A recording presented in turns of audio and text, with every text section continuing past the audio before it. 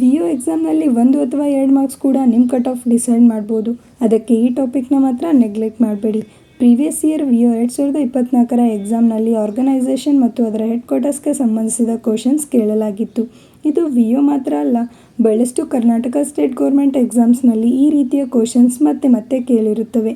ಹಾಗಾಗಿ important organisation ಮತ್ತು ಅದರ ಹೆಡ್ ಕ್ವಾರ್ಟರ್ಸ್ ಅನ್ನೋ ಒಂದು ಸಪ್ರೇಟ್ ಲಿಸ್ಟ್ ಮೇಂಟೈನ್ ಮಾಡ್ಕೊಳ್ಳಿ.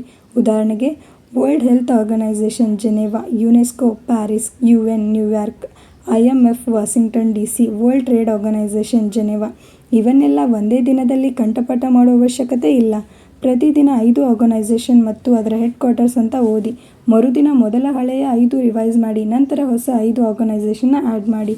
ಹೀಗೆ 1 ವಾರ ಮಾಡಿದರೆ 35 ಆರ್ಗನೈಸೇಷನ್ ನಿಮ್ಮ ಮೆಮೊರಿಗೆ ಬರುತ್ತದೆ. ಆದರೆ ಒಂದು ಮಿಸ್ಟೇಕ್ ಮಾಡಬೇಡಿ, ಆರ್ಗನೈಸೇಷನ್ ಹೆಸರು ಮಾತ್ರ ಓದಬೇಡಿ. ಅದರ ಜೊತೆಗೆ ಹೆಡ್ ಕ್ವಾರ್ಟರ್ಸ್, ಎಸ್ಟಾಬ್ಲಿಷ್ಡ್ ಇಯರ್, ಮುಖ್ಯ ಕಾರ್ಯ ಇವನ್ನು ಬೇಸಿಕ್ ಆಗಿ ತಿಳಿದುಕೊಳ್ಳಿ. ಯಾಕಂದರೆ ಎಕ್ಸಾಮ್ನಲ್ಲಿ ಕ್ವಶನ್ಸ್ ನೇರವಾಗಿ world health organisation headquarters ಎಲ್ಲಿದೆ ಅಂತ ಬರ್ಬೋದು, ಅಥವಾ ಮ್ಯಾಚಿಂಗ್ ಟೈಪ್ನಲ್ಲೂ ಬರ್ಬೋದು. 1 ಮಾರ್ಕ್ ಸಣ್ಣದಾಗಿ ಕಾಣ್ಬೋದು, ಆದರೆ ಕಟ್ ಆಫ್ನಲ್ಲಿ ಅದೇ 1 ಮಾರ್ಕ್ ದೊಡ್ಡ ಡಿಫ್ರೆನ್ಸ್ ಮಾಡ್ಬೋದು. ಆದ್ದರಿಂದ ವಿ ಒ ಪ್ರಿಪ್ರೇಷನ್ ಮಾಡ್ತಿದ್ರೆ ಇವತ್ತಿನಿಂದ ಈ ಟಾಪಿಕ್ನ ಡೈಲಿ ಪ್ರಿಪ್ರೇಷನ್ನಲ್ಲಿ ಇನ್ಕ್ಲೂಡ್ ಮಾಡಿ.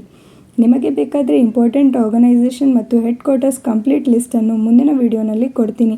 ಕಮೆಂಟ್ನಲ್ಲಿ ಆರ್ಗನೈಸೇಷನ್ ಅಂತ ಹಾಕಿ ಫಾಲೋ ಮಾಡಿ.